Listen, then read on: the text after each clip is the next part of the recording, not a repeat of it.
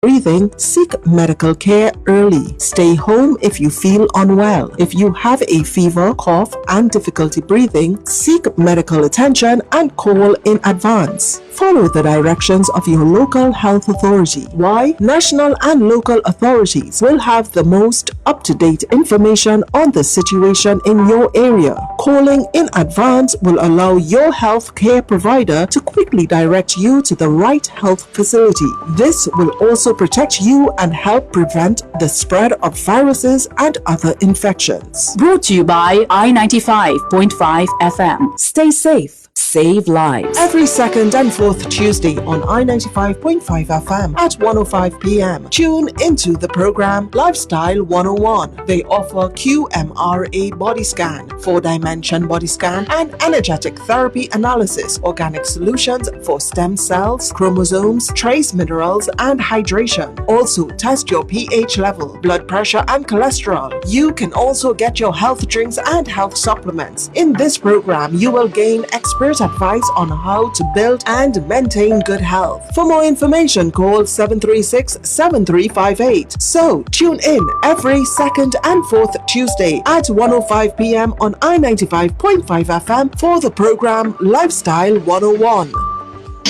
Hello, world. Hello, world.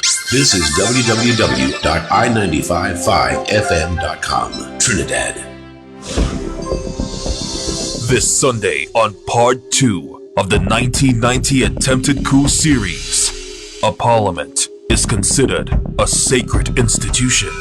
But on July 27th, 1990, that sanctity was suddenly interrupted. 5 days, no food, no water, nothing at all. And we had to urinate in our classes. You know, we had one kind of tumbler on the desk. We had to urinate in that. They allowed the women to go in the bathroom. Even the female parliamentarians did not escape the torture. We were lined up in a row with our heads down and so on. And to each person, there was an insurgent with a rifle to our head. He was just 20 years old, and it was his first visit to the public gallery. I tell my mother I want to go to the parliament and see how they operate. About 10 or 15 minutes after they start to release people in the public gallery. When I was going out to the door, a young man tell me, "You, go back there." I said, "Me?" He said, "Yes, go back there." What have we learned from this unfortunate day and what it means for our national institutions? Join us this Sunday on Eye on Dependency, reality radio at its best from 6:15 p.m. exclusively on I-95.5 FM and live on the Eye on Dependency Facebook page for another look into our nation's history through the eyes of those who were there. Tell someone. This is Eye on Dependency with Garth and Natasha. Sundays at 6:15 p.m. on the most influential name in radio, I-95.5 FM.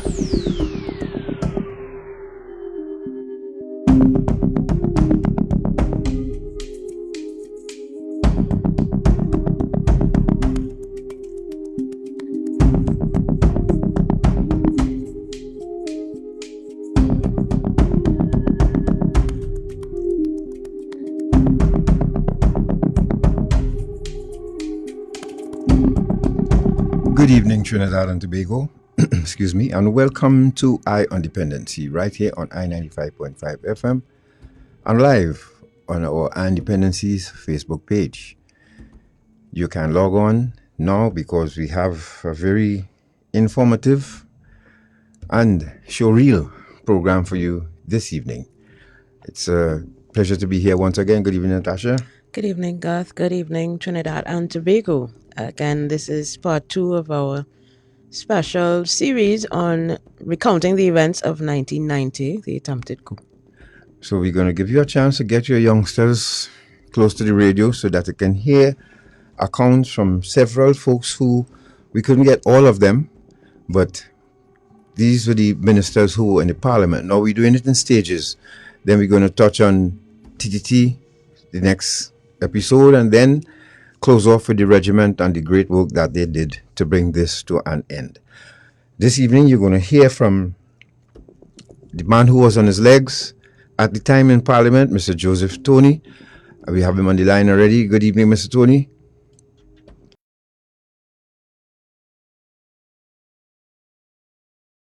very much. If you have a radio on, you could probably take it off for us, please, and listen to us on the phone, right?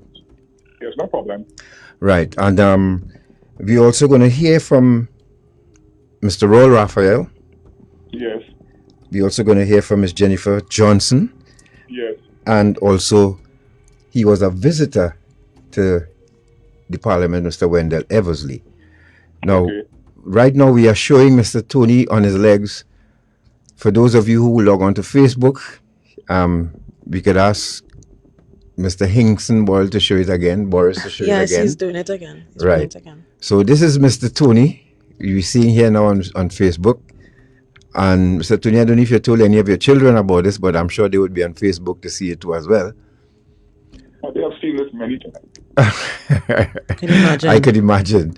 Right. So for the youngsters who didn't know Mr. Toney, here he is on his legs in the Parliament, and he will tell us what he was speaking of at the time. But one thing I wanted to poke fun at Mr. Toney with, Mr. Toney, I remember there was a clip we saw with you ribbing someone, I guess would have been in the opposition, about who is the leader. I've been looking for that clip and cannot find it. But could you just, for the sake of clarity, you remember who you were ponging then? That Mr. Trevor Sudama. Oh, right, Mr. Sudama. And you were asking him about who was his leader. Yes, there was some internal convulsions in the United National Congress at the time. Right. They were trying to choose a leader, and there was some bickering between them, and I was asking him that question. Right. And, well, I know you had a little smirk on your face when so I know you was kind of tongue-in-cheek with him at the time. So, but you were on your legs. You were making a delivery, and you can take us from there.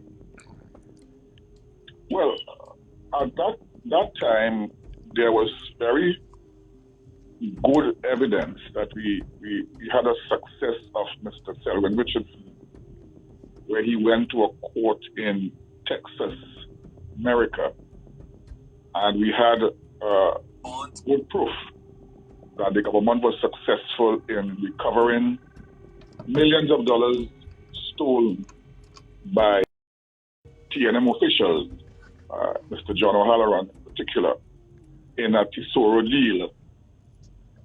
And we were explaining to the population how that came about and how we were successful in the Texas court and what we had planned to do with the money. Right. And we had good proof because the parties involved did not contest the matter. They admitted that they stole monies from the people of Trinidad and Tobago. And it was the first time that any government had gone to a foreign court and was able to recover monies that were stolen from the taxpayers of Trinidad and Tobago. So that was the gist of my presentation that evening. Right. When Abu Bakr and his cohorts, well, not him in particular, but his subjects, they stormed the Parliament. What position did you hold in the government at the time? I was a minister in the office of the Prime Minister. Okay. A lot of people thought that I was the Minister of National Security. Yes. I was not. Mr. Selwyn Richardson was. Right. Yes. So I was a minister in the office of the Prime Minister. So I was outlining how we went about recovering those monies and what we had proposed to do with it. And they stormed the Parliament. At first I thought it was the rattling of some old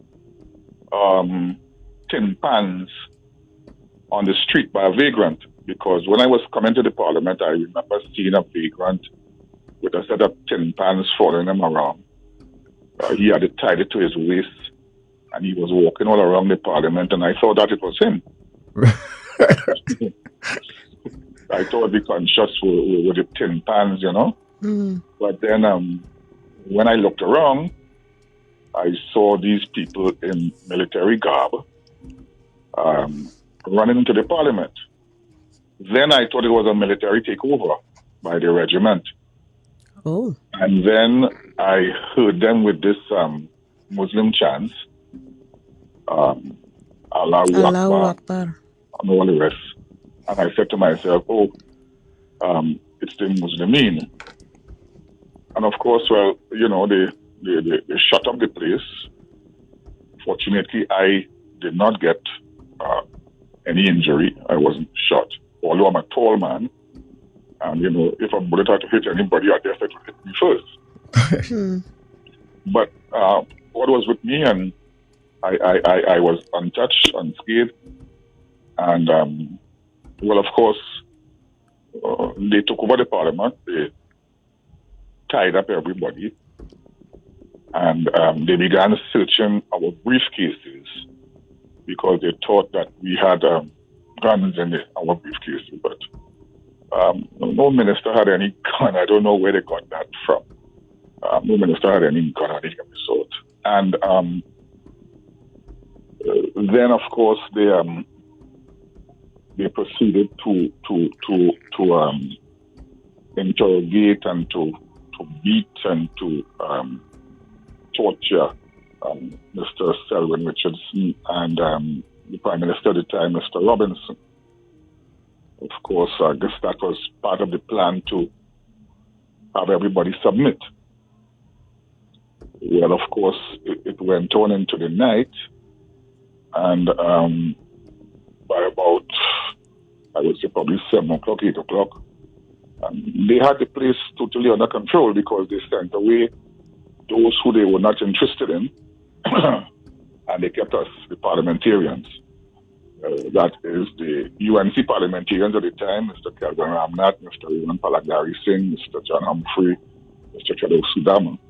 And I think it was the rest were NAR parliamentarians. I can't remember all of them now, but Jennifer Johnson, Eden Shan, Rawle Raphael, myself, Mr. Wilson. Selby Wilson, yes. Mr. Robinson, of course, Mr. Selwyn Richardson. Mr. Dukaran. Mr. Dukaran, yes. Emmanuel Hussain. I can't remember all of them. Right. Yeah.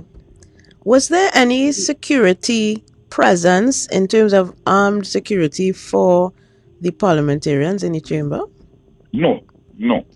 And there was never, you see, and this is why, probably for our mindset, it wasn't necessary.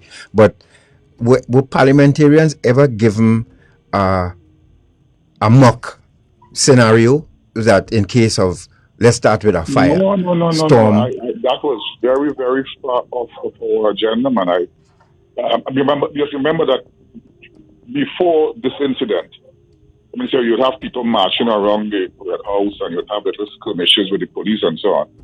But insofar as storming the parliament is concerned, imprisoning parliamentarians and wanting to take over the country fully, that was an entirely new vista. And I don't think anybody thought in their wildest dreams that something like that would happen in Trinidad and Tobago. Certainly, I didn't think that something like that would happen.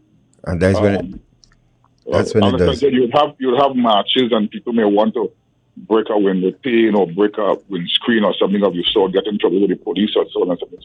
But to take over a country, no. That was very, very, very far from my thoughts. If you're just joining us, there was no mock situation that we could have prepared for or anything of the sort. That was very far from my mind. Right. Well, we'll elaborate on that a little later on, but I'm just letting you listeners know, if you're just joining us, you're listening to Independency, and we are speaking with Mr. Joseph Toney, who was a member of Parliament at the time of the 1990 invasion of our Parliament, and he's given us a step-by-step account of what he experienced there. You can join us live on our Facebook page, I on Dependency, because we, of course, accompany this. We will have some pictures to show you from that day, and we will do so as the series progress. So, Mr. Toney, they came inside because it's unfortunate that no one had the vision in security to say, look, let's prepare just in case, because that's what it's all about. Of course. You know, armies prepare just in case. So when the first rung is fired, they're ready. And I think that was one of our lapses in judgment. And I'm hoping now that the present parliament would have had that drill done with police. And I hope so too. Because for their own protection and you know, there were the most that they had in parliament would at that time would have been the security officers who would have been protecting the prime minister. And there were just about 2 or 3 of them, and I don't think they would have been in any match for those terrorists who came in there with guns ablazing, you know, and powerful weapons. I dare say, you know, you saw the type of weapons that they had when they surrendered. You know, much stronger and much heavier than the small arms that those who guarded the prime minister had. Understood. So, they caught us by surprise, and yes, they tied up everybody and they took over. But the surprising thing about it is that when they took over, nobody seemed to know what to do. Right. Because I think they were hoping that by taking over the parliament and at the same time taking over, because we got to hear later on that they took over the television station, that would have been it. Not knowing that that's not how our government operates, you know. Once the defense forces are there, they are there to protect the government of the day. And the government of the day had not fallen, although some parliamentarians were tied up in the Red House. Right. So I think that caused a bit of a stumbling block as far as they were concerned, and hence the reason they were calling upon Mr. Robinson to resign and Mr. Robinson to do this and Mr. Robinson to do that. But of course, you remember his famous words. Yes. That he wasn't prepared to resign at all. So so that did cause a bit of a stumbling block. They didn't know what to do. And of course, we were in the way. And the police and the army, I think, were getting their act together by that time. And they started, you know, firing back at the terrorists in the Red House. And of course, you had all these shots against the walls and the windows and so on. So you had to be making sure you lie down and you cower in a place so that, you know, no stray bullet would find you. Right. You know, so that was the scenario, really. It was quite frightening, you know, quite terrifying to be in such a situation with all these people, arms and, you know, gunshots and taking place happening around you, where all you came to do was to carry out your duty in Parliament to talk to the population about a matter that involved the corruption of senior government officials who had taken money for a transaction that they had with Tesoro. So there we have it. Yes. Mm-hmm. Yeah. Were you aware of? I mean, you mentioned the marches around the Parliament, but were you aware that there was a group of people who were very discontented with how the country was being managed? Oh yes. We had a SOPO, Summit of People's Organizations, that was marching every other day in the country. Because, of course, at that time, you must remember that the country was in dire economic circumstances. We had just gone to the IMF, and the IMF program was starting to bite. And people, people lost their cooler. There was no massive jobs on the line to get. We were in very, very straitened circumstances. And the unions were not budging. The political organizations opposed to the NAR were making hay. And others joined in, you know. So you have this SOPO, Summit of People's Organizations, and they were marching, every other day. There were marches all over Port of Spain, and the atmosphere was building up. And I think that the Muslims thought that with such an atmosphere, they can probably make a move and take over the country, and everybody would come and applaud them. Nobody came out, as you well know. The only people who came out were the looters. Right. And I think that is what got them a bit overwhelmed. When I say overwhelmed, in the sense that is what I got the impression that they didn't know what to do. They thought that people were out on the streets and garland them. That did not happen. Because I don't think the population of Trinidad and Tobago wanted to go that route. Right, of course. Correct. They probably didn't want the NAR because the NAR was dishing out bitter medicine for an illness that we got since 1986. But I don't think that they wanted to go out of having a Muslim government in Trinidad and Tobago. I think Trinidadians, they laugh and talk, but the serious business is serious business. I don't think they wanted any part of that at all. So, Mr. Toney, when as the days wore on, they were worn down too as well. Of course. They were. I think my own view of this thing is that probably at about 9 o'clock, the very Friday night, I think these chaps realized that they were in a stalemate. Right. Because there was nowhere else to go. It is either now. You see, in these matters, these things have to be done very swiftly. Yeah? You capture, you execute, you take over the country, you go before the television and you take over the country and you move on. Yes. Once you have a situation where you have hostages and you're in dialogue and you're talking about compromise and getting the Prime Minister to resign, and why doesn't this one come out, and why doesn't that one come out, and why doesn't this one do this, and why doesn't this one do that? It tells me that you're lacking in popular support. And you really don't know what you're doing. And they themselves started to talk with us about how the country is being run and how the country is not being run, and who should pay VAT and who shouldn't pay VAT, and who stole and who didn't steal, and what Mr. Robinson do and what he shouldn't do, and so on. Well, a lot of nonsense in my view. But you had to engage them because if a fellow is a big gun next to you and he's talking to you, you're duty bound to respond. Yes. You're duty bound.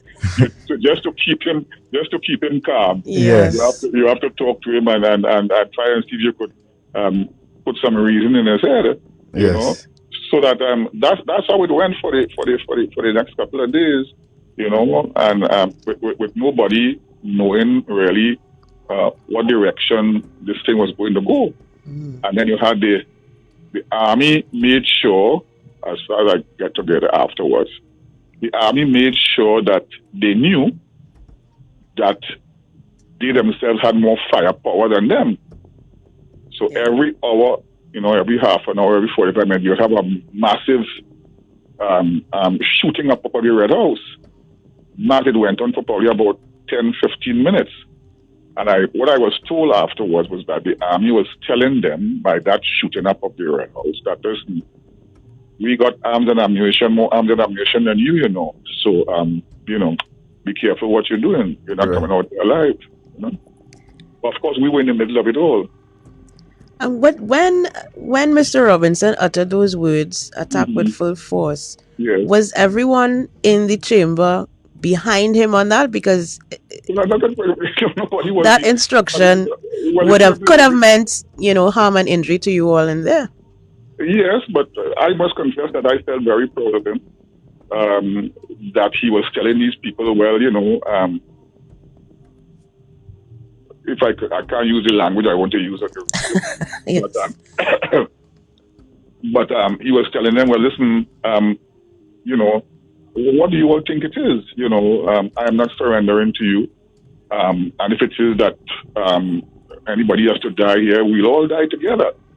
I think this is what he was really telling them, you know. And I felt good. I said, listen, that's my boy for you, you know. But the point about it is that it wasn't a question of everybody lining up behind Mr. Roberts at the time. He was the leader, and he took a decision, you know. Right. So it was the people were all over the floor of the Parliament, tied up. You in your little corner, being guarded by two or three gunmen. And in fact, they told us to keep your head down, keep your head to the floor, your eyes to the floor. And they were working on Mr. Robinson and Mr. Richardson to get them to surrender. But of course, that never happened. And I think that put them in a more difficult spin, because here it is, you have the Prime Minister saying, listen, attack with full force, and really telling them, well, listen, all of us going down. I don't think they came there to die, you know. No. They came there in the hope that they would probably take over, execute, and next morning they might be ministers of government. Right. You know, when they're confronted with a man who's telling them, listen, attack with full force, you know, I think that stunned them. Right. You know? Yeah. And they just didn't know what to do. In fact, later on when we were leaving after about 3 or 4 days, Bilal Abdullah was saying that, you know, Mr. Robinson's really a true leader. You know, here it is in the face of death. He's saying, well, listen, I'm not afraid to die, you know. I'm not afraid to die. I'm prepared to die for my country and so on, you know. Right. So, you know, some people, of course, criticize Mr. Robinson for it, but I am not one of them. Well, in wrapping up, Mr. Toney, I mean, the insurrection was brought to a close. Were you satisfied with how it ended, and what kind of redress the victims like yourself who were hostages received? Well, okay. Let me say first of all that I am happy that it ended the way it ended, because I am alive today to talk to you. Right. Okay, so that's the first thing, you know. I'm happy that so many people who are alive, are coming out of that experience, and they can talk about their experiences. So I'm happy about that. No, I am not happy with how the victims were treated. And I'm not speaking only about the hostages in the Parliament. I'm speaking about those who suffered death and injury at the radio stations and at the TV station. Yep. I know that Mrs. Kamala Prasad Bissessa had a commission of inquiry. There is a report. There are recommendations. And the only person who seems to have read that report and heeding the recommendation seems to be Her Excellency, Mrs. Weeks. Right. Because she is, every July 27th, she's saying more and more and doing more and more to push the government to do something more tangible about these events. Yes, she has. Yes. And nobody seems to be taking her on, and I hope that someday somebody will take her on. There is the report there. There are whole chapters on with recommendations and so on. I know that young Mr. Wendell Eversley, he has a walk every year. He puts up a flag. He goes and he lights by the eternal flame. He's doing his part. The president is doing her part. We have done our part by going to the Commission of Inquiry and saying what we have to say. There's a report lying on the desk of, I don't know which minister, for implementation. And that's where we are at. Well, we are hoping that what we're doing here this evening will again revitalize that. As you said, Her Excellency is doing her part, and we hope everybody else will fall in line and do their part as well. Yes, that was recommended. Yeah. And the recommendations are very, very clear. Right. Yes. There's no need to interpret anything. Right. The recommendations are there. Mr. Simmons, I think it is, the former Chief Justice of Barbados, yes. Yes, the Simmons report, it's there. And we spent a lot of time on it. So it appears to me that the two ladies who held office seem to be doing far more than the men. So Mrs. Prasad Bissessa has done her part, and Her Excellency is trying to kickstart other people to doing their part. You know, I know she is limited to what she can do, but she sends a strong message every July 27th. Correct. Indeed. And that is how it ought to be, because, I mean, they say, you may not have liked the government of the day, you may not have liked the measures that they were taking to remedy our economic ills, but I mean, you can't have people storming your parliament. This is the parliament, you know, this is where people, they go through a lot of trouble to get there. You know, you saw what happened over the last 2 weeks, the last 3 weeks in Trinidad. Yes. There's a lot of trouble to get into the parliament because it's the highest decision-making body of the country. And you cannot have people storming there in a violent way, and you let this go unheard of and not looked at in a serious way. You know, this is your parliament. You know, this is not a parlor in the countryside. You know, this is your parliament, and if you don't show respect for your parliament and regard for your parliament, who will? Well, Mr. Well Toney, said. thank you very Thank much, you so sir. much. I must say thank you for your service as well to your man. country.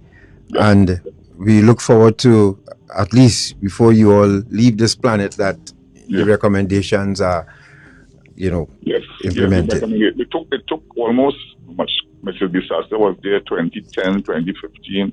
So this thing happened in 1990. So that's 10, and it took 20 years for a commission of inquiry to come into being. I hope it doesn't take another 20 years for the recommendations to be carried out.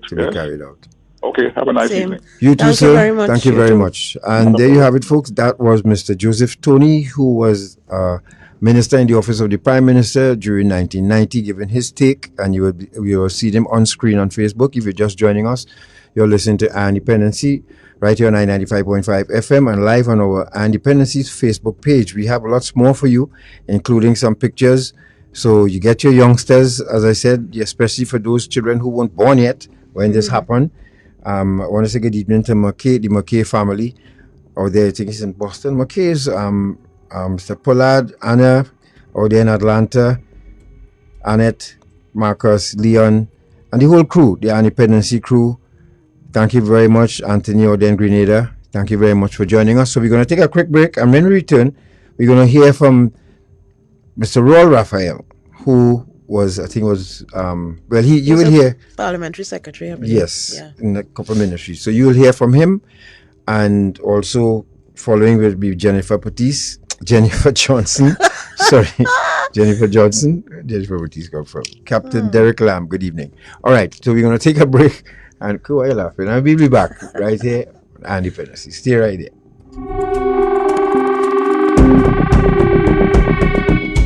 This is reality radio at its best. Eye on Dependency on I-95.5 FM. Kosona, I come in and don't give me no attitude there. You have share no manners, boy. I wish I had your touch, boy. You have to groom them. First, you have to target them. Scope them out.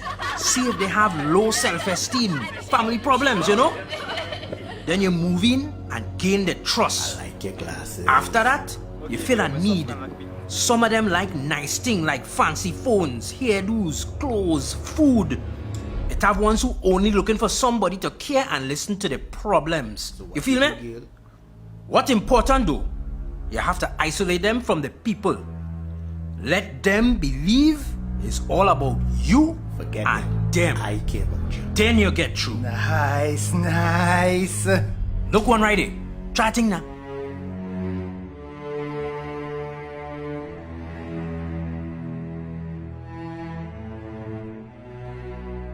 A message from the counter-trafficking unit of the Ministry of National Security. Give me my phone. What you doing taking them kind of pictures? I'll tell mommy. And I'll tell her you invaded my privacy. Privacy? When you send those pics, you lose all privacy. It's like setting up a billboard with your naked pics for the world to see. Those pictures are for my boyfriend's eyes only, and he'll never do that to me. Yes, he can, or one of his friends or family, or someone can steal his phone. Sending naked pics can open you up to embarrassment for you, your family, and friends. You can be harassed by bullies. Your pics can be uploaded to websites and seen by everybody, even the wrong people, sex offenders. It can also affect you getting a good job in the future. Once those pictures go out, you can never get them back. Okay, I'll tell my boyfriend delete them, and I'll delete these.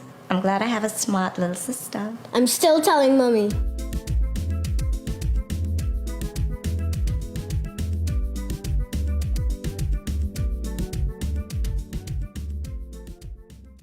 And you are listening to I on Dependency with God and Natasha on I-95.5 FM, Trinidad and Tobago. Don't traffic drugs. It's not worth it.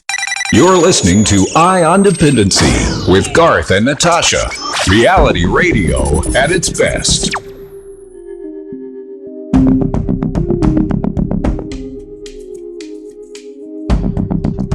Thank you for staying with us. This is I Am Dependency, and you're listening to part 2 of our 1990 attempted coup series.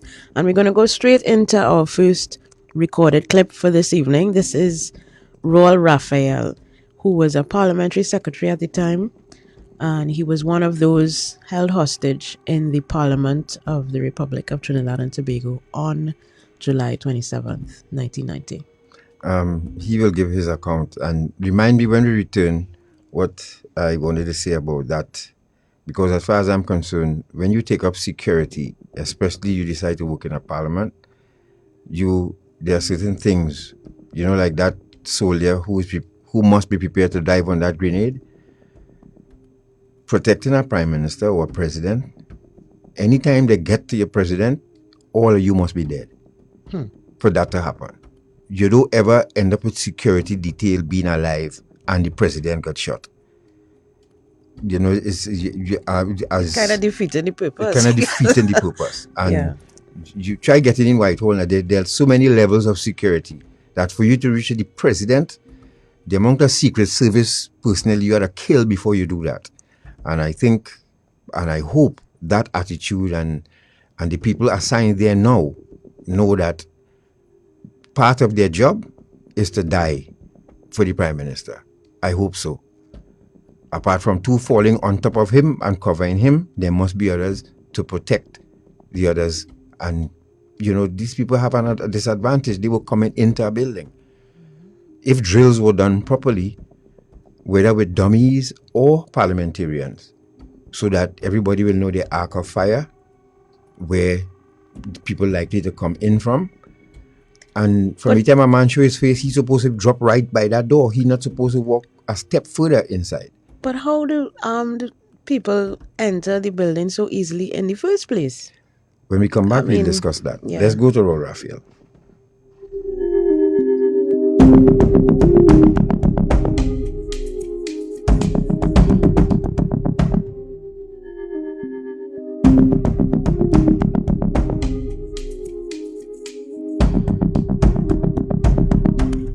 My name is Rawle Raphael. I was Parliamentary Secretary, Acting Minister in the Ministry of Industry, Enterprise and Tourism. You were supposed to be in Parliament that day. Well, I was informed because I was chairman of the NER 18. They advised me not to go to Parliament because of what they expect to happen. I couldn't believe that this could ever happen in Trinidad and Tobago. So I decided to go to Parliament. And to my great shock, another friend of mine went and told Mr. Robinson what is likely to happen. Apparently, Mr. Robinson didn't take it on because he was in Parliament. And then at a certain time, I hear a lot of boom, boom, boom. I said, boy, who was in balloons outside? And the friend told me was an ex-policeman. I said, oh boy, that's not balloons, that's gunshots. They eventually came into Parliament, shooting up and down, shooting on the ceiling as well as the floor. And my close friend Leo Devine, who was next to me, got up and run across by the Prime Minister And in doing so, he got shot in his ankle. In the night, they took him out to a hospital where it was too late dead because there was abundance of blood. And he eventually died because of that gunshot wound. What were the orders you all got when they came inside? Well, they started to tie us up. But then when they reached Emmanuel Hussein, they said, this man have a steel foot, boy. Eventually, they untie all of us. And we were just there under the gun. There were 4 or 5 men with guns aiming at us. Did anybody try to converse with them? No. I didn't observe anybody trying to converse with them. One person who did a lot of work there is Mr. Dukran. Dukran was creeping in the parliament side where the members of parliament are. I'm not sure whether he was chatting with them or what, but he was creeping up and down. He wanted Dukran to be prime minister. That is what they were saying, Dukran for prime minister. But the prime minister, they treat him very badly because they pulled down his pants and right next to me where I was, they shot him in his leg. And I said, but what the hell is this going on in this place? I was very lucky they didn't shoot me too because I was not too far from him. Nobody could respond because they had gunmen aiming at us. Now, you all were inside the house for how many days? 5 days. No food, no water, nothing at all. And we had to urinate in our glasses. You know, we had what kind of tumbler on the desk. We had to urinate in that. They allowed the woman to go in the bathroom. When the Muslim came, which one to shoot? You know, in Sacred Street, you always have a police guard there. They shut him dead. And when they run in the headquarters, all the policemen take off. So you had no policemen in the headquarters. So they could not react or anything of that sort. Did the parliament have any internal security at the time? They take off. I was shocked. They used to have security by the prime minister in uniform as well as in plain clothes. They had all take off. They took off and left the prime minister? Hopefully, left the prime minister there. What prompted the prime minister to utter the words attack with full force? When he was talking to the defense force, but they couldn't attack with full force because they have been shooting us.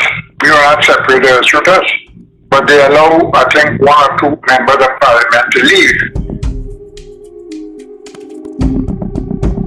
After now, I'm still being hurt because the ex-chief justice, they brought him from Barbados to come and sit as the commission of inquiry. And the commission sit and he made his decision. And that time the UNC was in power and they agreed because the commission had recommended.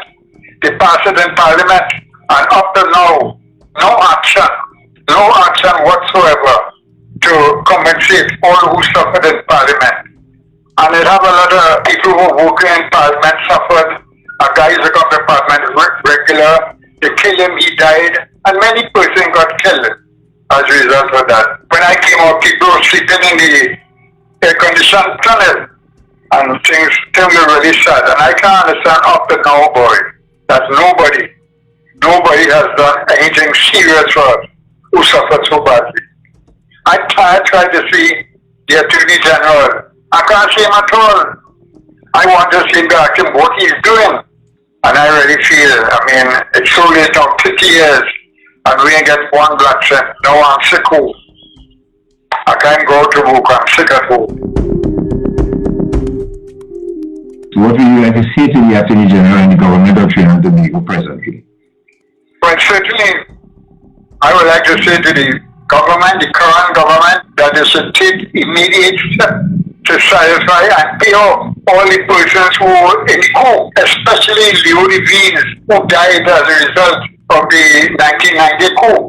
And up to now, no compensation his family has received. And I feel really for Leo Devines and the family of the Attorney General, such a humble man, the Attorney General, Stephen Richardson, they should definitely give them compensation and treat with all those that the ex-judge from Barbados, ex-chief judge from Barbados, suggested that we get as compensation and close that matter once for all. 50 years, praise God, we are still living, most of us. It is time that they try to deal with us and settle our matters.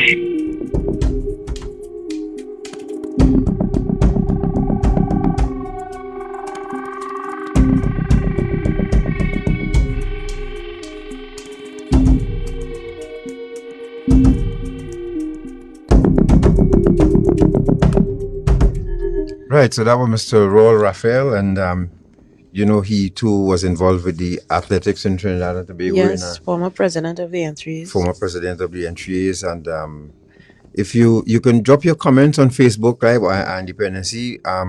You have heard two of them so far, and they spoke about the compensation. Do you agree that there should be compensation? I mean, not only for them, but there were people at TTT and the Red House. At Radio Trinidad too as well. Do you think that there should be some government should honor this, what the Commission of Inquiry suggested and recommended? Good evening to Leon and Allison and Avion. Thank you for joining us, bro. And again, do you agree? How is compensation applied for a situation as this? Well, the Commission of Inquiry has detailed how they should be compensated. So I guess we would have to get that and read it out for you all at some point to share with you because that was for public consumption anyhow. So, but as I say again, I'm hoping now, and I think Mr. Commissioner Griffith, probably would have thought of this already, but you must know that when you have people guarding officials, for anybody to get to them, they have to pass through you. They have to pass through you. You can't run. And, the Jamaat had their work to do, you had yours to do. And what I'm saying was, this is one thing that bugged me about this for years. Why is it? Because I remember training as a recruit. And police and soldiers different, eh? Remember that too. I know, but still, special units in the police service should have like mops and all of these things. They should be prepared for this kind of thing. And I remember when our Sergeant Major was training us, as Babel, Modest, that's how I know about the arc of fire, that you have a certain area to cover with your weapon. Right. And then the person next to you have a certain area to cover. And if it is you all going in and out of that parliament every single day, there should have been first practice run. You put dummies to sit where ministers and prime ministers sit. And from the time the first shot is fired from the outside, everybody inside is supposed to spring into action. The parliamentarians, remember, one said he thought it was a vegan dragon pan. Then Raphael talked about firecrackers. Balloons. Balloons. But trained air will recognize gunshots. Correct. And one time. That's how come they had a chance to get out it, I guess. There you go. I guess they used their training to get out it. But what's supposed to happen next was, again, everybody was supposed to be assigned an arc of fire. And every section that work, because it wouldn't be the same section working all the time, right? They will switch rotate. So every section that work will observe these drills and know that once a shot is fired, who is assigned to go to the prime minister, who is assigned, and you take everybody, then you have a secret chamber or a room where you to get them out. Get them out. And the next drill would have been, you cover the doors coming into the parliament. So that anytime somebody show their face there, you see the weapon coming through, because obviously the weapon will come through first. Well, remember, you do what you have to and train to do. Back in those days, obviously they had no security on the external of the building, because for those men to walk in there, firing, not just walking in there, regular. They walked in and they started firing, right? Mm-hmm. So for them to get to the chamber, to get as far as the chamber and to start firing, nobody met them outside. Right, didn't have much resistance. Outside. No resistance. Yeah, and I hope that will change now. I really do hope. I don't know, so I can't say. But I'm hoping that and if it doesn't happen, the Prime Minister and the opposition, oh God, at least the opposition come together on one thing, because all of their lives involved. Insist that the security forces, now, apart from giving them a tour of the parliament, now you would have a drill, an actual drill. Take a Sunday off. Go in there in all the civilian, and just pretend parliament going on. And ladies and gentlemen, this is what will happen if 1990 occurs again. And you get the drill going. So who is to take the Prime Minister to safety so nobody could get to him? Mm-hmm. And I am hoping that this has happened, because the world is changing. The world has changed. It has changed. And don't tell me it can't happen here again. It could. Maybe it will be dealt with. It could be handled now in a different way. But it could happen again. Because I'm still seeing, even now that the parliament has been refurbished, there are still MPs and ministers who would park on the street, on Abercrombie Street, and walk in. There you go. I mean, there are officers around, but there's a very easy access to them walking off the street. So that, I mean, I am not a trained person, but that seems a bit risky to me. Listen, you think if police know, if a T&Tech crew shows up, and as Cliff said here, T&Tech workers also should be compensated. Well, Cliff, you'll have to tell us why. Yeah. Because we didn't know that. But let's say a T&Tech crew parliament in session, and a T&Tech crew shows up, all dressed in kit, come with the truck, everything, and tell the police officers there's a report of a shortage inside there. We need to go and check it. You think the police officers now will say, all right, all fix up now? Or they are instructed, regardless if it's genuine T&Tech, they need to see ID and they need to call somebody to find out to verify this. Correct. All of these things that happen, listen, if well-organized people put well-organized things together, it can happen again. And also, not just for the safety of the parliamentarians, but also the staff. Remember, there are people who work at the parliament. Yeah. There are people who were killed. Parliament staff were killed in this insurrection. And again, going back to the need for compensation and what the commission has recommended, none of them have been compensated for that.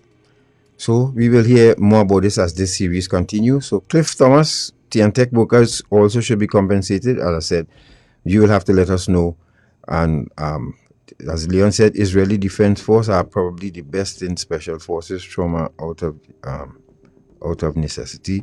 Lima Dunbar there in Orlando, Florida. Good evening to you. Alison, it is time we move to First World. I agree. The type of trauma suffered by those who were held hostage, they should be given compensation pronto to get psychological help.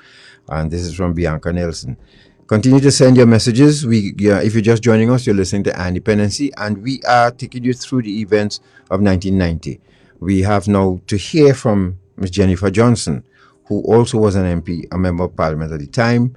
You'll hear what her designation was, and she's going to take us through her experience inside the parliament. Thank you for staying with us. Benton Williams, good evening. Let's go to Jennifer Johnson.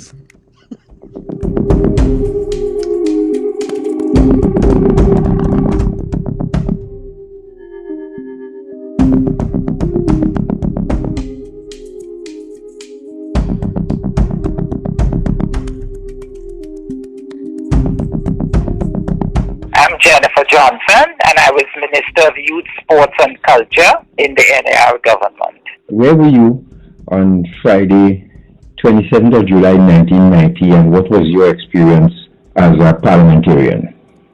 As you know, I was Minister of Youth, Sports and Culture and the Creative Arts, and a Member of Parliament for Princestown at that time. And we were in the Parliament at the time of the attack. We were debating the Toro matter. There was a question of several corrupt acts that took place and so on. And that was the issue we were debating that day. It was a normal afternoon. We were listening to each side and so on. We had just come back from having tea. So we were just settling in. And we heard loud noises outside. For me, it sounded, I thought perhaps there was an earthquake, or that came to my mind, because there was a bit of shaking. And then we heard what I then realized were gunshots. There were several shots on entering the Parliament. There were several shots. Then everybody stood up to see what was happening, you know. And it was a short while after, it was quite clear what was happening. We were being attacked, but you're not sure who is doing the attacking. And so we were all standing there and looking. The guns were going off, and then you began to smell the material that, you know, bullets are made of. So it was quite obvious after, I think, I don't know, about 5 minutes or so that we were under attack.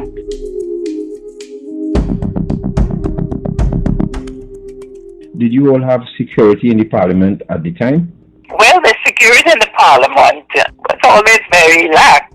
You had at the entrance, there was a policeman, and the security for the prime minister, they were not very close to him. They were around. They were not very close to him at the time. I always remember that Minister Emmanuel Hussein said, "Jenny, get down, get down." So we all got down, and it proceeded from there. There were some of the members of parliament who didn't get down, and I think that was when Mr. Devines, he was a member of parliament for one of the constituencies in Bigger Martin, and that's the time he was shot because he didn't get down on time. But fortunately, a lot of us, we never had that kind of experience, but a lot of people knew that you need to seek cover. So that was the first salvo.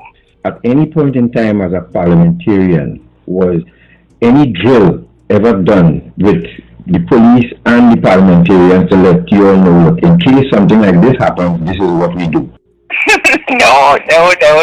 Most of us came from the civilian world. We had absolutely no knowledge of firearms and things like that. As a matter of fact, just when we were having tea, just before the assault started, I was talking to Minister Dukaran, and we talked about how accessible the parliament was. Anybody could have walked from the bottom of the stairs right up into the tea room. And we were saying that we needed to do something about security. We talked about that, and then we went on our way. But there was no security there. They came in, as we say, guns blazing, and it would seem as though the different insurgents were given orders to deal with specific members of parliament. So it came right on to me, a young man, no more than about 24 or so, and we were on the ground, under the tables, and they just not handcuffed, they used a kind of tape and tied our hands, and they carried on that exercise. That took them some time to have everybody properly bound, face down, and they tied your hands behind your back, which was a very painful experience. After that, I think it was Mr. Robinson asked them, "What is this all about? What do you want?" But it was shortly after that they took Mr. Robinson, Mr. Selwyn Richardson, and the Minister of Finance at the time, Ferdy Wills.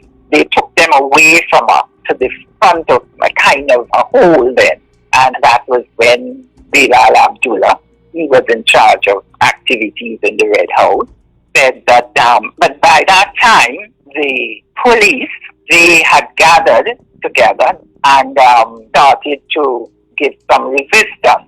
That was when Bilal told Mr. Robinson, well, we want to take over this country. We want you to resign, and we want you, most of all, to call off the police and the army and to tell them that you have accepted what the insurgent wanted.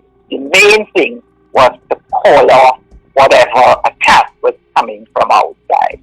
It was that time Mr. Robinson said, "No, I'm not going to do that." And he called them murderers. As a matter of fact, they had given him a radio communication device so that he could speak in that device. And he spoke in the device and he said, "No, you all are murderers," and attacked with full force. And at that time, we heard the shot. Mr. Robinson was shot, and Mr. Richardson was also shot. Then we went into a different level. Then we began to understand what the entire operation was all about. How did you feel when your Prime Minister was shot? You know, sometimes it's hard to say how you felt at a particular moment. But when that happened, you began to think that this is serious and you may not get out of this alive.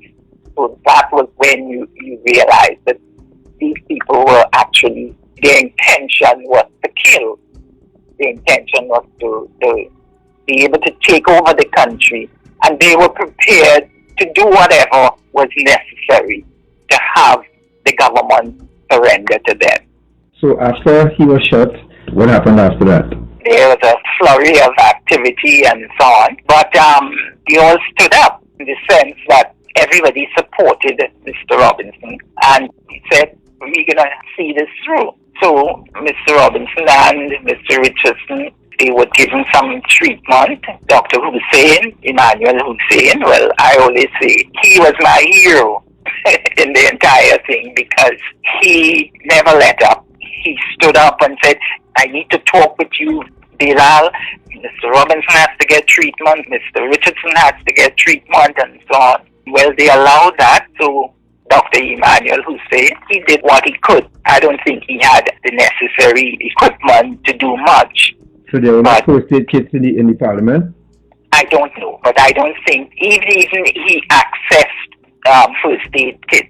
It was after, and I don't know how he could have accessed that because it was an armed confrontation. I believe each member of parliament, there was an insurgent appointed to him or her. So the gun was always on him. So you couldn't just jump up and go and look for first aid kit.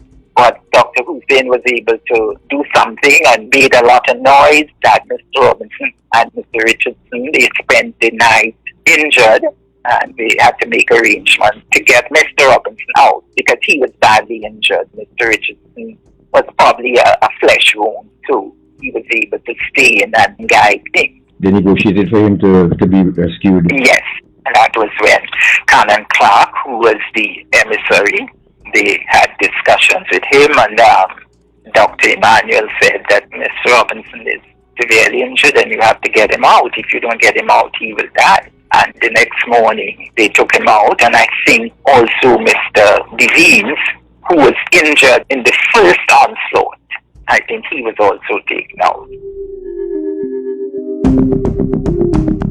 Spending the night there with these armed insurgents around you all, did you get a chance to sleep at all, or did you remember? No, how could you sleep? Because now that the second act was now negotiations, because Mr. Robinson had said, listen, we're not giving up to you. I'm not giving up to you. So that was when Mr. Dukaran called for negotiations. He was the person who said, let us negotiate.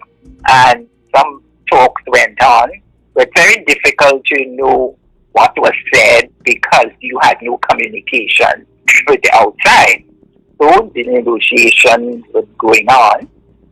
And I'm not sure if it was that night, but the insurgents became very angsty. They were very nervous. You could see that they were nervous.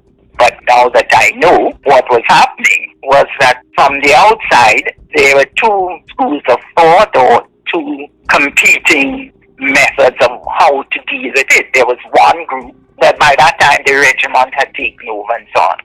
And one group was, we need to get in there and deal with these fellows, however we do it, And then there was the second group who felt that we should negotiate a surrender. And thank God that the side that wanted to negotiate the surrender, they won out. So that was a very, very difficult night because we didn't know why we were lined up. We were taken from the positions that we were in initially. We were taken a little further out where there was some more space, and we were lined up in a row with our heads down and so on. And to each person, there was an insurgent with a rifle to our head. They did that with the government people. I don't think they included the opposition members who were in the parliament. They were not given that treatment as yet. So they lined us up and they said, Bilal, I think was the man giving the instruction. He says, we understand that they want to attack. They want to come in and attack and play us out of the Red House. But we are not going to let them do that. we understand also that the signal for the attack would be that the lights would be taken off. And I'm telling you that he's telling his gunmen, I'm telling you that as soon as you see the light go off, shoot. So fortunately for us, the lights didn't go out. There was talk of signing an amnesty, and Minister John Humphrey's name came up where that was concerned. What light can you shed on that? Well, when they realized that they were not going to get through with their original intention, they realized they had to negotiate. So there was negotiation. Honorable Selwyn Richardson, he played a major role in that. He consulted with us. I sat close to him, so I knew what was going on. And the negotiations started, and one of the things that was negotiated was a safe passage to Shiva Ramos. They wanted some of the insurgents to keep their arms. That was a big thing, and that took a long time to negotiate. He said, no, that can't happen. And that was it. The Commission of Inquiry suggested, as well as recommended, that the people who were held hostage on that fateful day, should be compensated. Yeah. Did that ever happen? Oh, no, I don't think it has happened at all. And the story of Afisha Caballero, she was the daughter of Lorraine Caballero, who died in the Parliament. Her story was quoted in the Commission of Inquiry, and recently it was again brought forward. She had two brothers, and she was the sister. And her life changed. And she said something that touched my heart.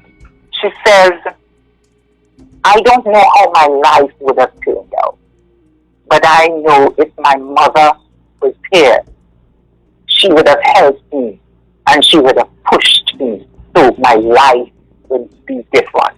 And she is now a mother of, I think, 2 children. So these are the people, especially who the Commission of Inquiry stated. Just let me read it to you. The Commission of Inquiry is of the firm opinion that the most tangible method of assuring victims that their suffering and loss have been acknowledged, and the most practical method of fostering healing and closure is by making awards on an ex gratia basis. Accordingly, we recommend that the government give favorable consideration to the payment of compensation to those victims or their survivors of the attempted coup who suffered injuries and death. And they went on to say you can give non-monetary awards to others who may not have suffered injuries. But that is recommended since 2014. And Ms. Afisha Caballero, it's not the only one, but there are others who have suffered. And I'm sure that some form of compensation to Afisha would certainly help to ease that pain that she expressed in her recent communication with the newspaper. So I am asking, pleading, particularly for persons like Afisha, with the government, the Prime Minister, to set up some committee that would look at compensation and compensate these people, because it's a government's responsibility to keep its citizens safe. And the government, for all the reasons, wasn't able to keep that group of citizens safe. So the government has a responsibility, as far as I'm concerned, to help particularly those who have suffered, like the children of Lorraine Caballero.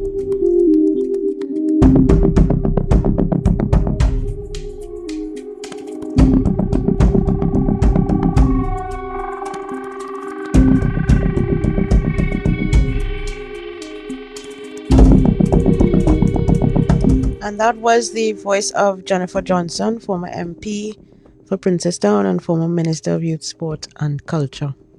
Now, let me just read some comments here quickly. Good evening to you, Bernice.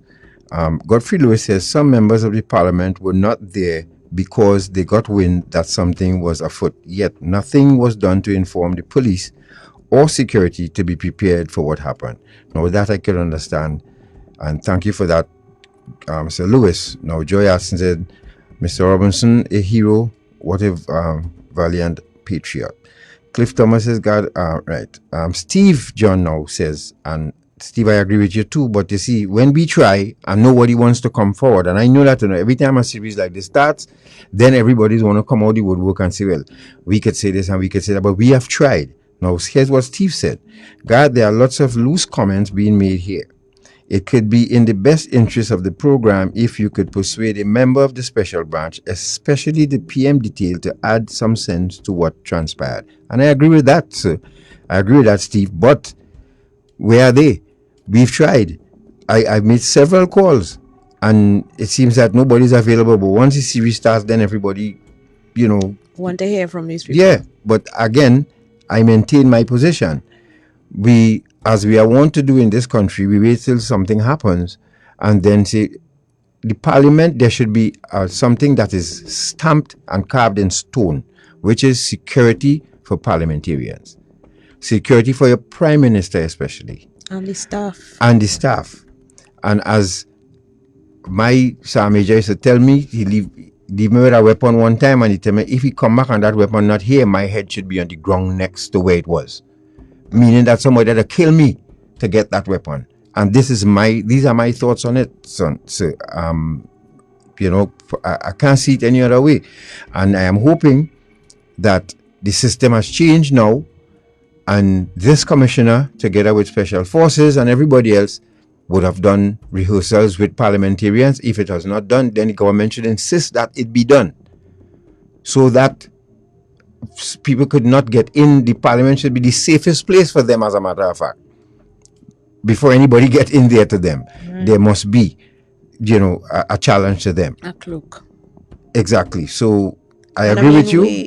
We have been to the House of Commons in the UK, and it took us at least half an hour just to get inside the building. Yes. Such was the security checks, scanners and this and that and everything, just to get into the area where visitors are allowed.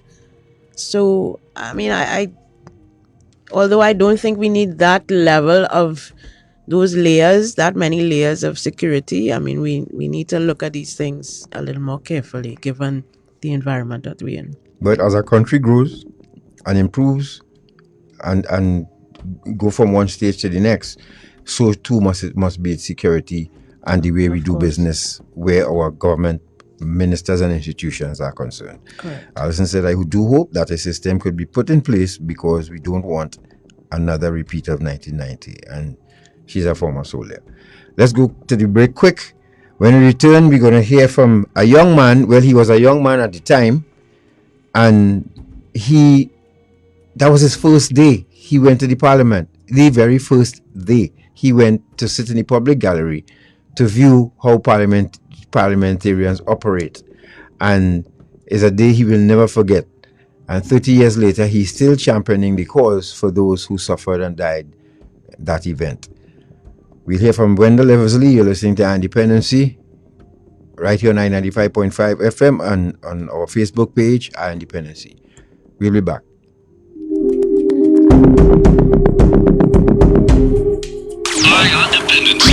Eye on Dependency, where every life is a biography. On the Eye, 95.5, the most influential name in radio.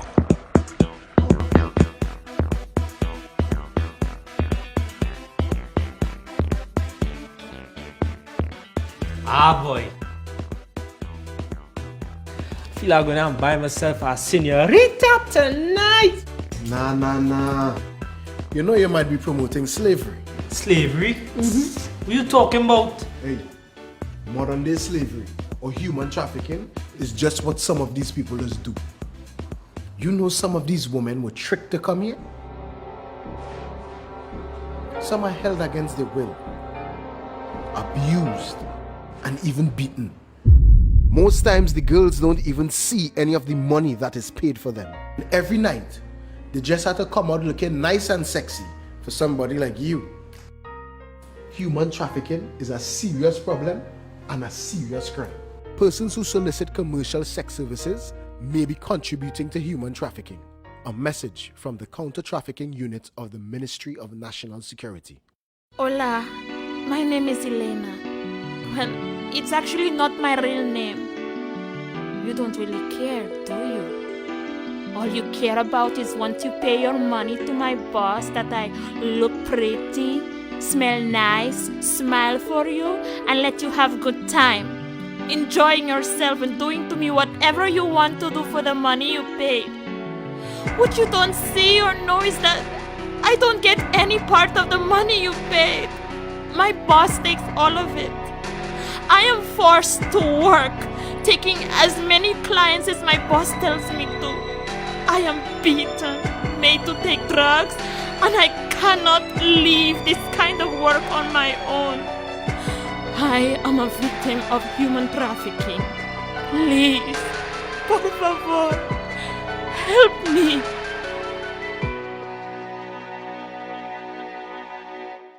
You're listening to Eye on Dependency, where every life is a biography. Trinidad and Tobago. Don't traffic drugs, it's not worth it.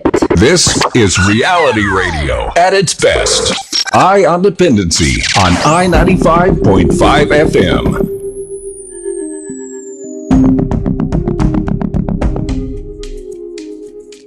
Thank you for staying with us. This is Eye on Dependency, and we are taking you through part 2 of our 1990 attempted coup series. And our final clip for this evening is from Wendell Eversley, who was a visitor to the parliament and got caught up with all of the other hostages in the parliament. And he has been really the standard bearer for, action and remembrance and compensation for all of the persons who suffered, because he was a young man when it happened. He like a good young citizen, wanted to see how the parliament operated, and it just so happened that on the day he was there, this happened. So he has a very unique story to tell, and we are happy that he told it to us. So let's go to Wendell Eversley.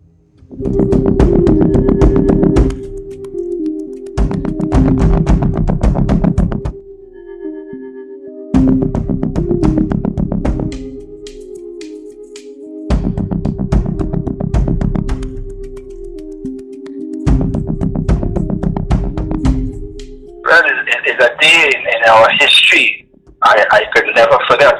It's something that will remain with me, and the only way I will forget that is when I go to my grave, because that is something that I never thought I would experience. I know that I used to go to the cinema and watch Wild Geese, and if you ever watch the movie Wild Geese and read by it, yeah, I watch those war movies and see the amount of guns and the kind of weapon they had, and then to know that right in Trinidad, I would have been on July the 27th, 1990, in the parliament, my first day in parliament, to know that I was made to be a human shield.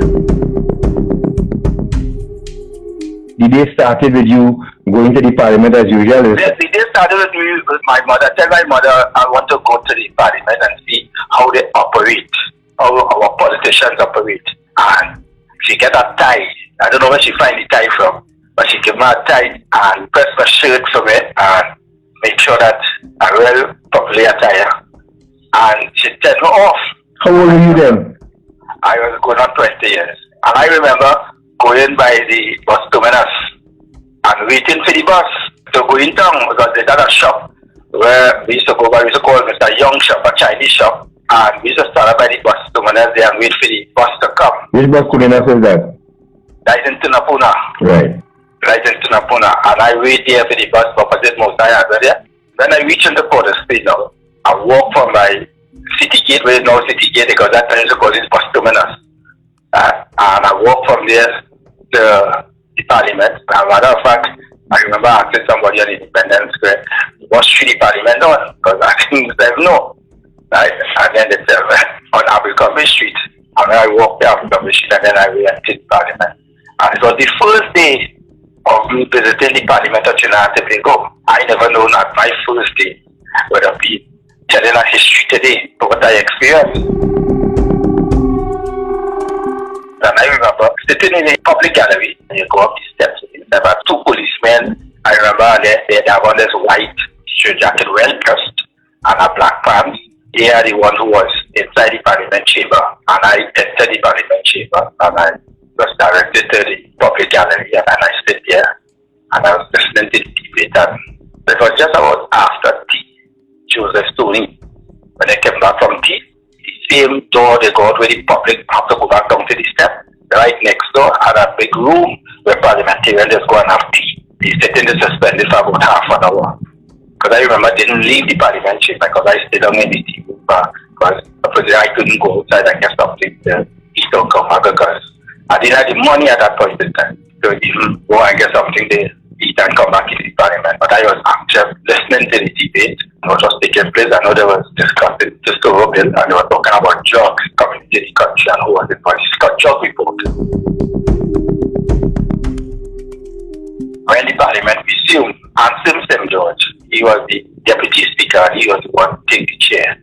Mr. Manning was not here in parliament. Margaret Padley was not here in parliament. The former speaker, Mr. Mohammed, he was not here in parliament. And I remember Jennifer Johnson, Gloria Henry, they was there. Morel Donowa, Eversley, she was there also in the parliament chamber. But I didn't think they held her hostage because I didn't see her when the event occurred. But I remember Joseph Toney was on his feet. And while he was on his feet with his contribution, we started to hear firecrackers, like a caps gun, they are tack, tack, tack, tack, tack, tack, tack, tack. I wanted to watch this taking place, and then after we see it, it's coming closer and closer. And we see somebody, people just pushing and they're shooting up in the air. And when they shoot up in the air, everybody started to scam. Everybody started to scam. And I remember diving on the floor. After we had the chairs where people started to trample on the place and I have some chairs fall on top of me. And I remember pulling a chair and I underneath that chair over me. And I hear people running and calling, where Robinson, where Robinson, where Robinson? Right, so when I start to look up, although I don't want to look up and see one set of men, some dressed in there, this kind of game, like if you're going to war, I said, but which chair is this? I gone back down and hide in my face. One person was given because they hear the voice, right? And then after I get to realize that he was Pilaf, that he was in charge of the Muslim in the parliament chamber. And he given the instruction, ended up finding who's Robinson. And people running inside the parliament chamber. Then after about 10 or 15 minutes after they start to release the people in the public gallery, I just say, oh, you come out and going at people hurrying out to go out. So then after, when it was my turn now, I get up to go. When I was going out to the door now, a young man tell me, you, go back there. I said, me? He said, yes, go back there. That's the exact words he said. And he said, go and kneel down there. And I went back and I started crying. I started crying and shaking. I never slept so yet. Like if they threw me in a swimming pool. Then after, I remember I was pissed myself because the fight. Then he said, get up. And I said, get up. He said, yes. He said, open that door. And then two fellas following me. And they said, keep your hand up in the air. And I go into those doors. And by the time I open the door and I go down, they started telling me, open the windows. Open this window. I open them. When I open the window, people jump in. When I open the next window, people jump in. And I remember it's the first time I got a tour of that parliament. However they operate, they have the architectural drawing of the parliament plan, the layout. Somebody must give them it because they study the parliament and know where they're going and know where people have to come because a well orchestrated plan. It didn't happen just so like people just come to open and they just open up there and just jump in. From one end to one end, I see them jumping in and they are gone in there, their hands. Then after when we reach them, they come back up and I had to follow them. And when I follow them, when I reach about it midway, they tell me kneel down and crawl. And I got to crawl because you're hearing gunshots and things. And people taking position, so me taking position, covering by the windows. The people people outside to see if anybody comes, they will have to exchange gunfire. And then after they came in a room. And they step up underneath the table. When I went underneath the table, there were about 4 men underneath the table. And when I see them, so one woman grabbed my hand and I pull away her hand. Right? I said, don't hold me. Because she shaking and then she grabbed my hand again and I pull away my hand.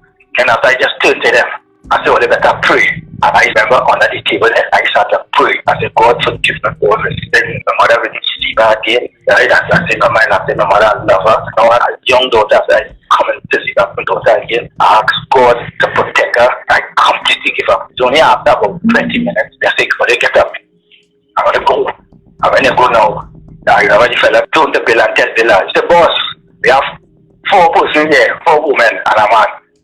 They tell the women to go. And after I said, what about me? Right? They said, you say this, point it down there. And I put my hand behind my head. And when I was watching straight to the chamber now, where the speaker to speak, and I see them, they're telling me about who's the boss? Who's the boss now? Who's the boss now? Who's the prime minister of the country now?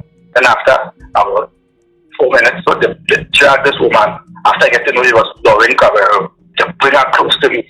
And she's staring in my eye and inside of her belly, blood flowing out. And this woman watching me in my eyes, and I could not lift her hand there, but then it's geographic of that. I watched that woman see the depth, and after the day, the authorities of Trinidad and Tobago is 30 years got, and I see government come, government go, and nobody compensate that woman daughter. That woman daughter just come and sit down with me. She was 2 years old when her mother get killed. I remember her brother at the time of after in front of the parliament come and ask me, who killed her mother? I tell him, I tell him go and ask Abu Bakr. That woman was protected that day. That woman was killed. Right? And by who? The Jamaican Muslims, because they stormed the parliament. They entered the parliament chamber. She was a hooker from a very nice and a good help. Now the parliament should have had security like special branch. It had not. So the Muslims did not get engaged when they came inside. They would just had a free reign to go in. They had a free way inside the parliament. From coming up the main steps.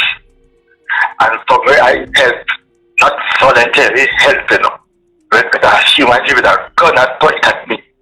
And if I didn't go fight, I would have been a dead person. I would thank God that He gave me the strength today where I could tell the story and keep fighting for we could recognize the day and recognize those fallen victims and the hostages, which was torture and treated badly. And this could never be right in our country. And government fail us, government come, government go, and government fail us. That just fail us badly, because if your parliament and your people wasn't secured, it's because of my 20 years of fighting for commission of inquiry. We get all these agencies, protective agencies we have today, out of the recommendation, 12 chapters. Chapter 11 and chapter 12, when it was laid in Parliament by the then Prime Minister, the opposition leader who is the Prime Minister today, said they will honor every chapter. And up to the day, they haven't honored none. 10 years after, none. When chapter 11 talk about how they should treat the fallen victims, the family, the hostages in PDT, the hostages in the Parliament, the hostages in the Radio Trinidad, none up to the day. The late Rawle came to me in front of the Red House when I was sitting down there 6 to 6 fasting, right? He said, keep up what I'm doing. And then he said, his story to know that up to the day, Wendell, what I went through in PDT, the government failed to follow the recommendations where they pay millions of dollars to the commissioners. Even the people who commit the act was paid millions of dollars for the damages of their property, and then to just have a day of prayer and remembrance for the people who lost their lives. All government failed. I had to thank God for this present president, Paula Merrick. Thank God for putting her as president of the republic, and she understands the pain and the suffering of the hostages. That when I wrote her first letter, she replied to it. When I wrote her the second letter, she replied to it. She told me what she's going to do on July the 27th. And last year, she put up around the president's house memories plaque of each of the fallen victims. And she even sent a letter to me, and she said she's going to take up chapter 11 and chapter 12 with the Prime Minister when she meet with it after in letter what she sent to me last year. Right? And she tell me continue what I'm doing because I'm a pillar for the democracy in this country. And I wrote again this year. I wrote the former speaker, but not never replied to me. I'm the present speaker of the House. I wrote this speaker. Last week I got a phone call just before Parliament is on, and she said to me that now they're going to have a memorial service this year. But I don't want to have a memorial service this year alone. I want a memorial service for 2021, 2022. I want a memorial service of our history will know what took place on July the 27th, 1990. Some school children came to me and they said they know nothing about 1990 coup. When I had to explain to them, there was an upper six students in St. Joseph's Convent and some going to St. George's College. They knows nothing. And when I started to tell them, they said all that happening right here. Former Prime Minister and President A.N.R. Robinson told the commissioners that our history must be taught in our schools.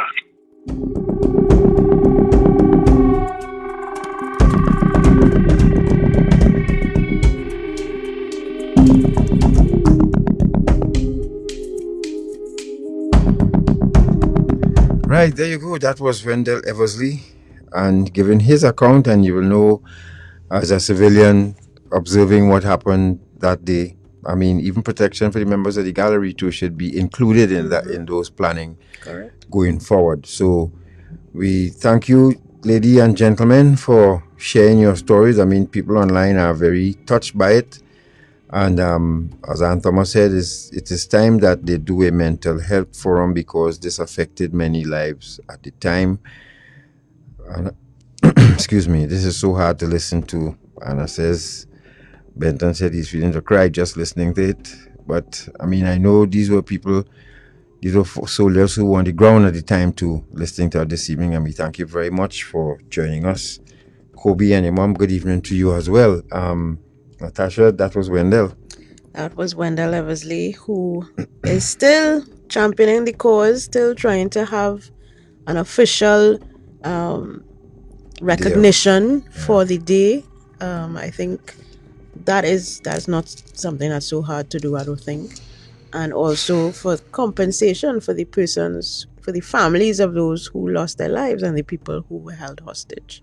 Well, as Marcus said, the people should be compensated. So, those of you who agree, keep sending your messages onto Independency Facebook page, and we're gonna play you. Oh, we have some pictures to show you quickly, and then we have, time always tight on this program with these going through this. So, Shopman, let's go through the pictures, the images quickly. Right. So there you have Mr. Toney doing that famous look around when he started hearing the gunshots.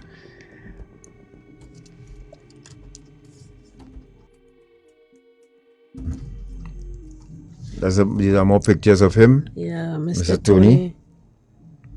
And you want to see these pictures, of course, you can join us on Independency's Facebook page, and you will go live and click on the live, and you will see the pictures that we are showing you now. Jennifer Johnson will be up next, right? And that's Wendell, right? You saw these faces. And then we have some pictures of soldiers who were doing duty at the Red House. Oh, sorry. Hang on.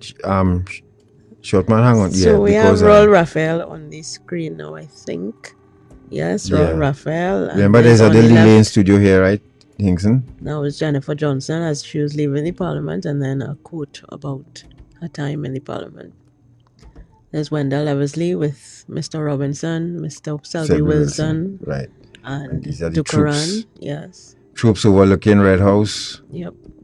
This is the Express front page on the 28th of July.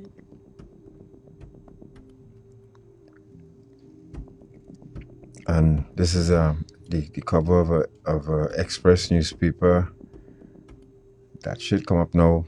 I don't know how it works, folks, but there's a delay between us seeing it and it's coming up on the screen in studio.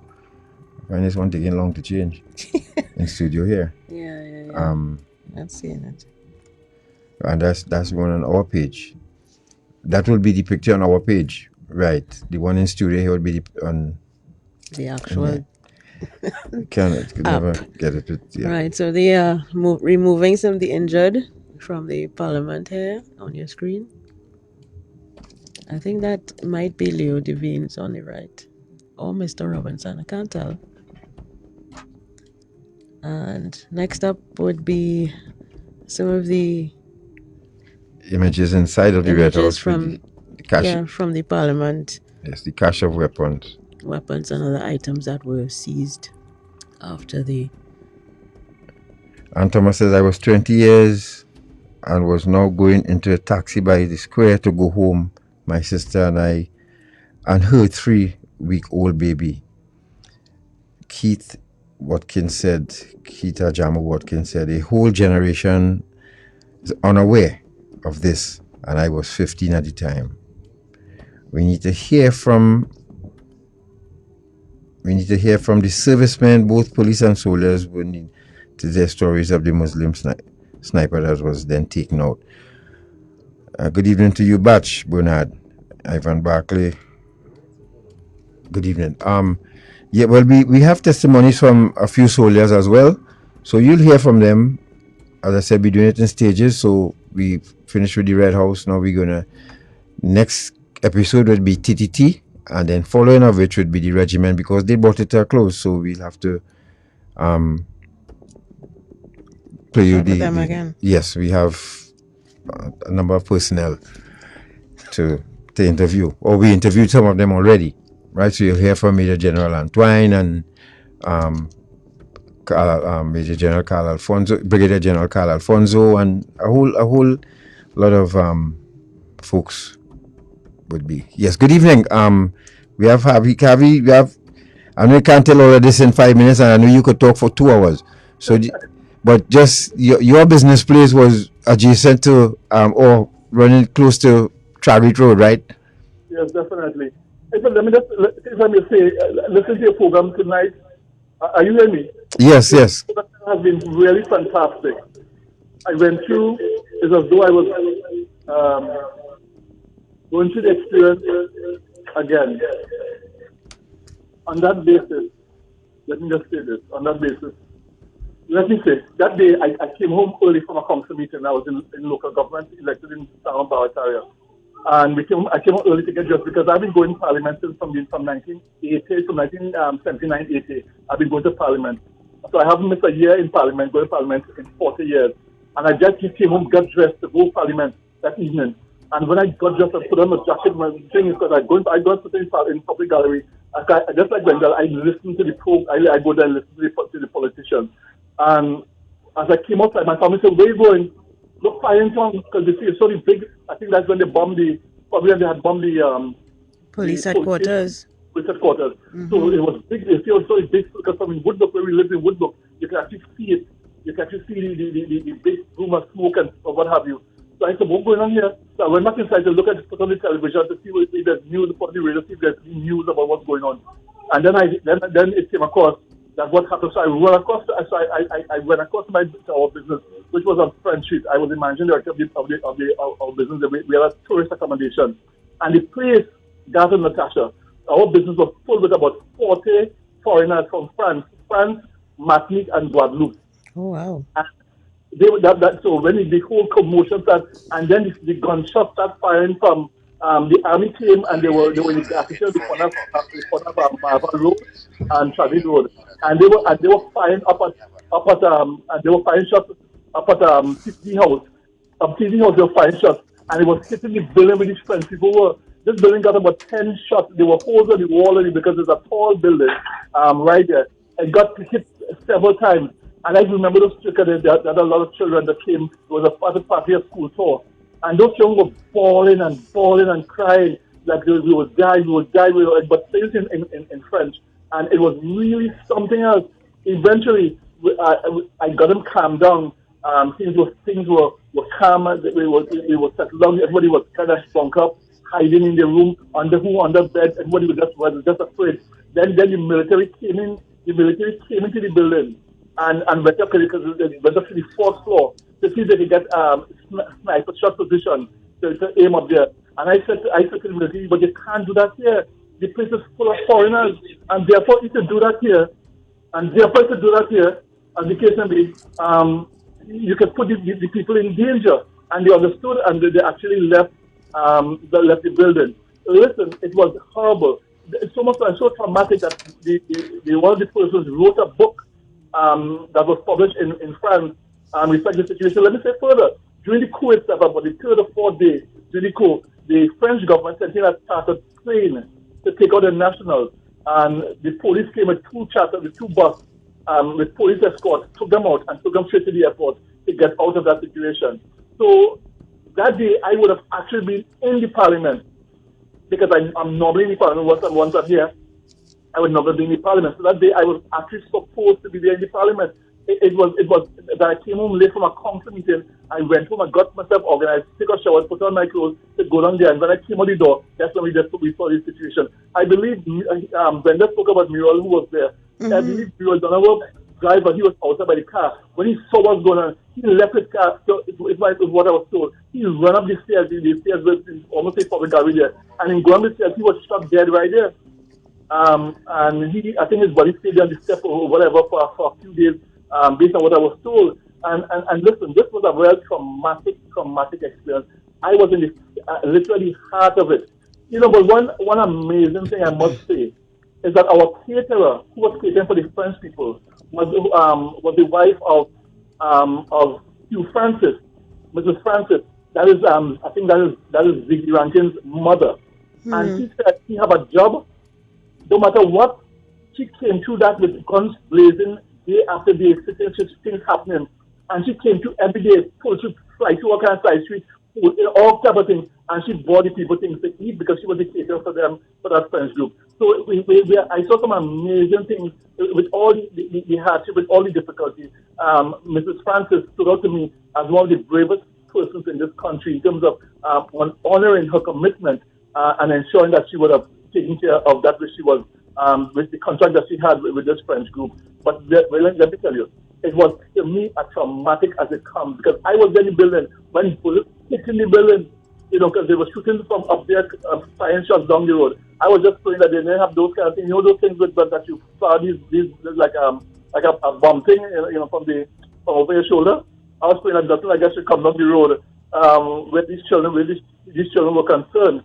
But thank God, nothing further happened apart from a few shots and apart from the army coming to pick up sniper shots on the building. Besides that, nothing has happened, and the people all left Trinidad and Tobago safe and sound. And eventually, of course, I think 5 or 6 days later, everything came to an end. But that was my experience, and I thank God, you know, that I actually ended up late in the council meeting from that discussion with the other for the chamber to come down there. Our meeting was on the party bus route. That's where the council office was, on the party bus route. So we ended up going late, and because of that lateness, I was not in Parliament that day because I had planned to meet with Mayor Dollar driver, because we normally would sit and chat during the Parliament session, and then I would go up and listen to the rest of it. So this year is 41 years since I'm going to Parliament. I haven't missed a year in 41 years. But that experience was the most dramatic, tragic experience that I've ever had in going to the Parliament of Trinidad and Tobago. And I can understand what Wendell went through. Thank you, Harvey. We had to go, but thanks a lot. Thank God you speak fast too, so you covered a lot in that little time. But thanks very much, and I'm glad that you dodged the bullet, literally. Right? Take care, man. Take care, all the best. All right, yeah. So Malimal said, my story appeared in the Newsday 2 weeks ago, wrote about my experience for the first time I was a member of staff. Most horrible experience of my life. Okay, Mali, could you give us a call, please? My number is right here in this chat. Very informative, says Loma, as usual. Thanks very much, Garth and Tash. Elizabeth Nagasar said, I just gotten home from work to hear that I was 24 years old at the time. Upon hearing the news, I was in shock. And I remember it was a scary time for us. A friend of mine worked for the firm and he was called out. He said it was a frightening time for him, and the stench of the streets were horrible.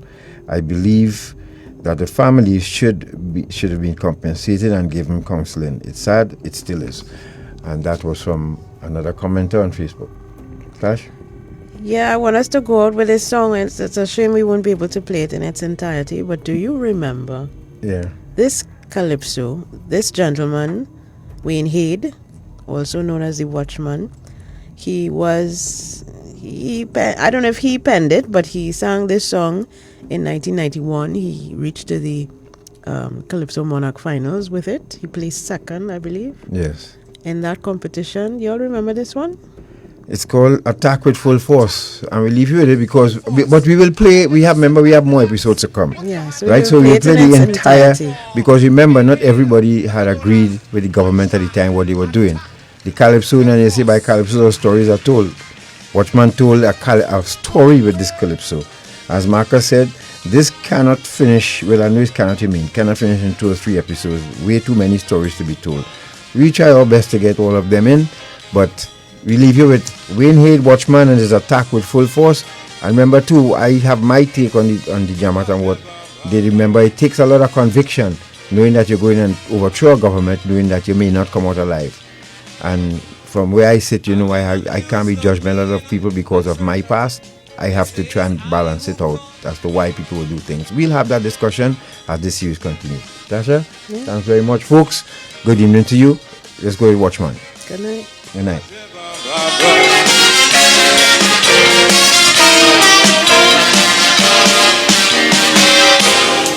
I've been accused of being a traitor. They say it's I who caused Abu Bakr to hijack the parliament and kick up them big boys in government. Because the first thing them fellas do after they stage the coup is to play all them calypso that was banned from the radio. But the ink ain't dry on the amnesty. The rulers talking censorship already. Either they bounce their head in the brawl, or they never had no sense to start with at all. Boy, hush your mouth and don't say a thing. Robbie and the boys might be listening. Well, if they are, they must realize that people still cussing that they survive. But I say Ibaka did shoot them down. This year I'd have nobody to pong. With all the big talk and arrogance, they belittle them by making them drop their pants. Cause I hear as soon as the trousers fall, all the big boys in there turned out to be small.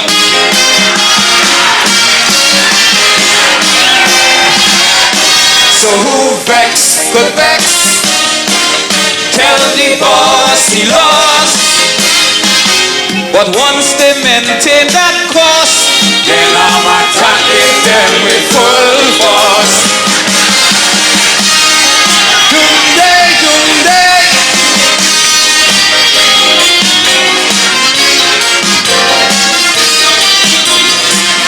You're listening to Eye on Dependency with Garth and Natasha. Reality radio at its best. The #1 name in talk. I-95.5 FM Talk. Trinidad and Tobago.